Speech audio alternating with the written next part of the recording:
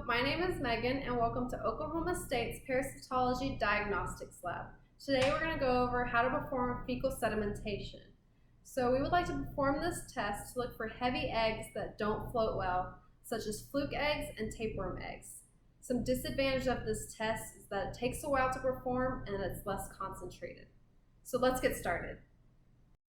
So sedimentation test requires more volume compared to fecal floats because it's not a concentrated technique. So we're going to use about 10 grams of fecal sample today. So most flukes you can use just tap water on. There are some exceptions, but today we're just going to go ahead and use tap water. We're going to fill our cup up to about 60 ml. And then we're going to mix our sample really well. You don't want any chunks. Mix it real good. So in this lab, we use a fluke finder. It's a little bit finer of a strainer than most of your strainers, so there's not going to be as much debris in the bottom when we read our sample later, but you can use anything to strain, such as cheesecloth and tea strainers. So we're going to put our fluke finder on top of a cup, and we're going to pour our sample on top of that. Make sure it all goes in there. And then I'm going to just go ahead and mix this around so it strains a little bit faster. That way I don't have to wait all day. So it's straining pretty good. All right, it's looking good.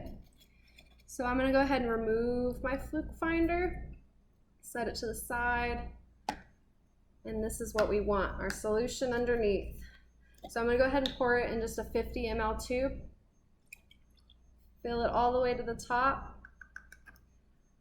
And if I want to be picky, I can fill it up a little more. So the more we fill up our cup, the quicker it's going to wash. So I'm just going to add a little more water. Put on the cap. So then we're going to wait 10 minutes so that anything heavier than water will sink to the bottom, and then we'll be washing our supernatant.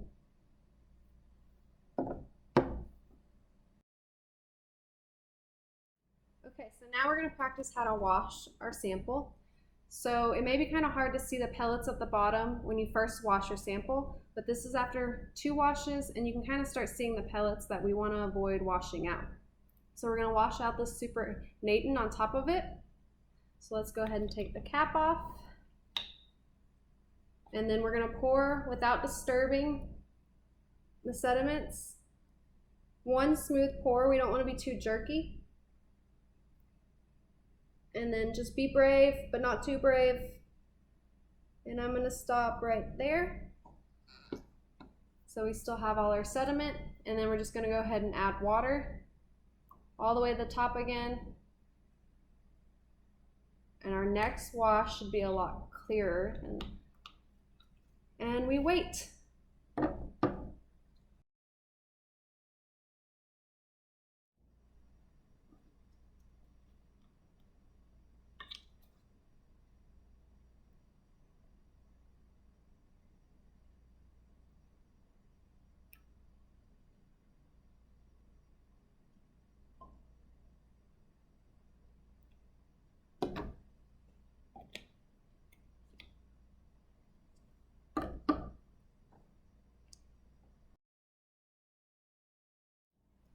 So you should repeat your washing steps until your sample is clear like this one.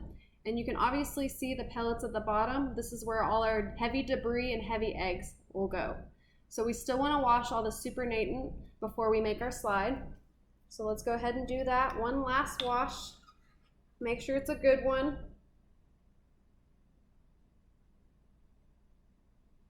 All right. So now we're going to make our slide. So we just want to use a pipette for our slide. We're going to reach all the way to the bottom and suck up a little bit of sample. We don't need to fill the pipette. We want to add about 2 to 3 drops on our slide.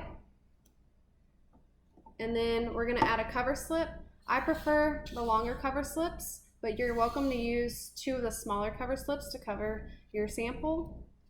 Just go ahead and put that on there. And then we're just going to take our sample over to a microscope and read it at 10x.